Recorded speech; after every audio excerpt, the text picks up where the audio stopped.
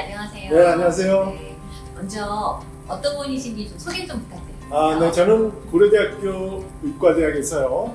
의과대학 졸업한 뒤에 의사 되는 사람도 있고, 그리고 의사가 되는 거를 가르치는 분도 있어요. 바로 임상의학과 기초의학이라는 두 경로가 있는데, 저는 기초의학을 선택했습니다. 그중에서 생리학이라는 과목을 선택을 했고, 그중에서도 뇌를 전공을 했습니다.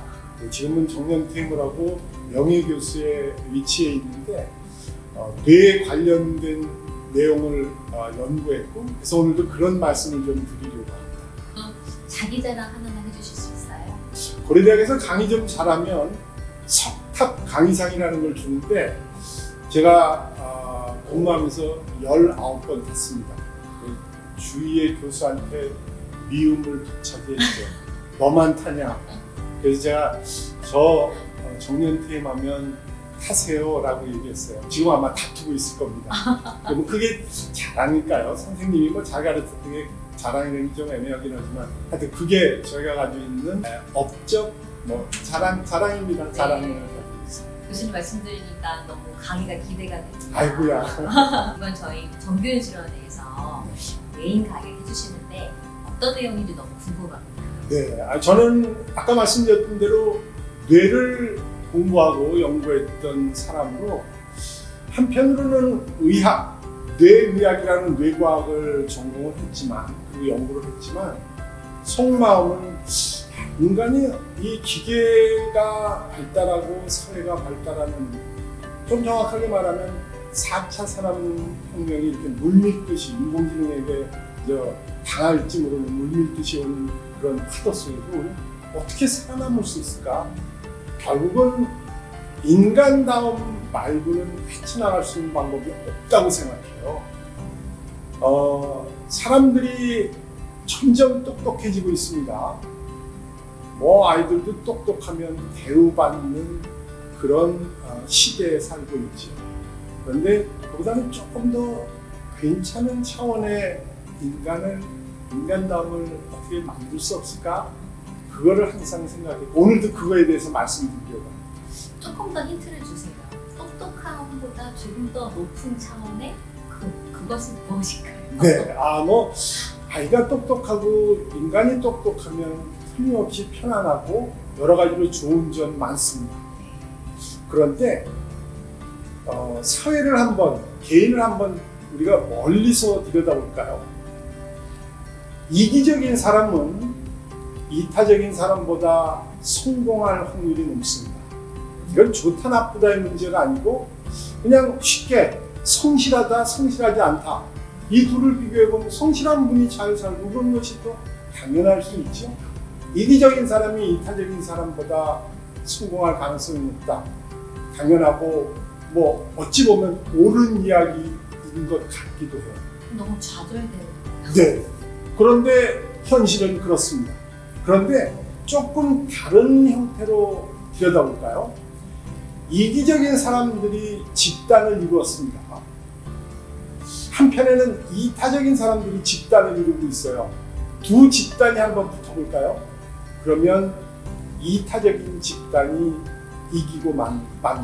이기적인 집단을 이길 수밖에 없어요. 어떤 이유에서? 이타적인 사람들이 모여있는 공동체는 성공하게 될 거라는 거예요. 이기적인 사람들의 집단은 도태될 겁니다. 거기는 자기만 생각하는 그 집단의 의미가 없어질 거예요. 결국은 콩가루 집안 되는 거죠. 이 둘을 놓고 보면 이기적인 사람이 성공할 건데, 집단은 이타적인 집단이 이긴다, 성공한다. 우리는 어떻게 스탠스를 취해야 될까요? 우리는 이기적이어야 되나요? 이타적이어야 되나요? 이건 굉장히 큰 고민 중에 하나인데, 이건 뇌과학을 연구하는 사람들도 연구하는 사람들 모두가 갖고 있는 고민이기도 해요. 어떻게 해야 될까요? 오늘 이 내용에 대해서 이번 강연에서 말씀드리려 하는데, 실제로 똑똑한 아이들, 똑똑한 사람, 거기에 딱 그치면 첫 번째 제시했던 이기적인 사람이 이타적인 사람을 이기고 맙니다에 거기에 맞춤일 거예요. 단 집단을 이룰 때에는 조금 달라지는데 똑똑함에다가 따뜻함을 얹으면 결국은 인간다움이 완성될 거고, 이기적인 사람이면서도 집단에 속해 있을 때는 이타적인 마음을 갖는, 그러니까 이타적인 집단을 성공시키는데 크게 기여할 수 있을 거다라는 얘기입니다. 따뜻함과 똑똑함이 합쳐지면 진짜 이런 양 칼을 갖는 정말 어마어마한, 정말 현명한 인간이 될 거라고 생각합니다. 어린아이들도 그렇게 키우시면 좋을 거고, 당연히 어른들도 그런 자세를 가지시면 사회는 훨씬 더 정말 좋은 방향으로 가지 않을까요? 그게 제가 오늘 말씀드리고 싶은, 이번에 말씀드리고 싶은 인간다움입니다. 기계다움은 아니죠. 똑똑함에 그 따뜻함을 더한다면, 네. 그리고 혼자 있기보다는 집단으로 그룹으로 함께 공동체를 이룬다고 한다면 더 이 어려운 세상을 좀 더 잘 살아갈 수 있을 거다라고 하는 어떤 희망적 메시지가 담겨 있는 것 같습니다. 네. 메시지에다가 방법도 알려드리겠습니다. 이걸 어떻게 하면 이렇게 할 수 있을까라는, 제가 완전히 알려드린다고 하기보다는 같이 생각해 보시죠. 결국은 길이 있을 거라고 생각합니다. 게다가 뇌과학자가 알려주시는 그 방법은 너무 갖고 싶습니다. 네, 알고 고맙습니다. 싶습니다.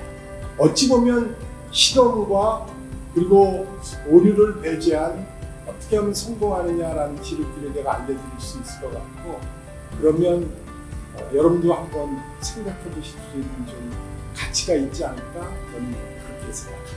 저희한테 마지막으로 좀 해주고 싶은 메시지나 말씀이 있으세요? 제가 기본적으로 의과대학에 근무했고 의사이니까 건강에 대한 내용을 드리게 될 거예요. 물론 뇌 건강을 포함하여 우리 몸 전체 건강에 대한 내용도 설명을 드릴 텐데, 그거는 뭐 누구에게나 관심사일 거라고 생각합니다. 그리고 교육을 하면서 느꼈던, 아까 말씀드린 대로 정말 괜찮은 인간이 되려면, 괜찮은 사람이 되려면 어떻게 하면 되는가를 말씀드릴 텐데, 나중에 가면 제가 말씀드린 내용을 여러분들이 좀 부족하다, 아니면 이게 궁금하다 그러면 질문을 통해서 좀 더 같이 강의를 좀 더 좋은 방향으로 이끌 수 있을 거라고 생각합니다. 질문하는 분께 제가 괜찮은 선물을 준비할 테니 들으시고 간단히 질문해 주시기 바랍니다. 네, 저희가 준비해야 될 마음이 있다면 어떤 마음을 갖고 가면 될까요? 네, 지금 보통 보면 종교가 있고 없고하고 관계없습니다. 살아남으려고 굉장히 노력해요. 그것은 좋다 나쁘다의 문제가 아니고 생명체이기 때문에 그렇습니다. 생존 경쟁이라는 단어는 생물이 생을 유지할 수 있는 어찌 보면 기본적인 틀일 수도 있어요. 그런데 다른 동물과 달리 인간은 남을 위해 봉사하는 마음이 있습니다. 배려하는 그런 기본적인 인성이 있어요. 다른 동물들이 남을 생각할까요? 쉽지 않습니다. 우리가 얘기하는 봉사배려를 갖기는 만만치 않은데, 한 수 더 떠서 우리는 남을 위해 목숨을 버려요. 내 목숨을 버린다는 건 생명체로 보면 정말 설명하기 어려운 행동이기도 합니다. 그러나 우리는 그런 분을 영웅시하고 있죠. 이미 여러분들은 그런 마음을 가지고 있는 인간이에요. 사람입니다. 그 생각만 오롯이 가지고 오시면 강의 듣는데 큰 문제는 없을 거라고 생각합니다. 하여튼 그 인간다움을 같이 만들어 보도록 하시죠. 높은 뜻 덕소교회 교인 여러분, 수련회에서 뵙겠습니다.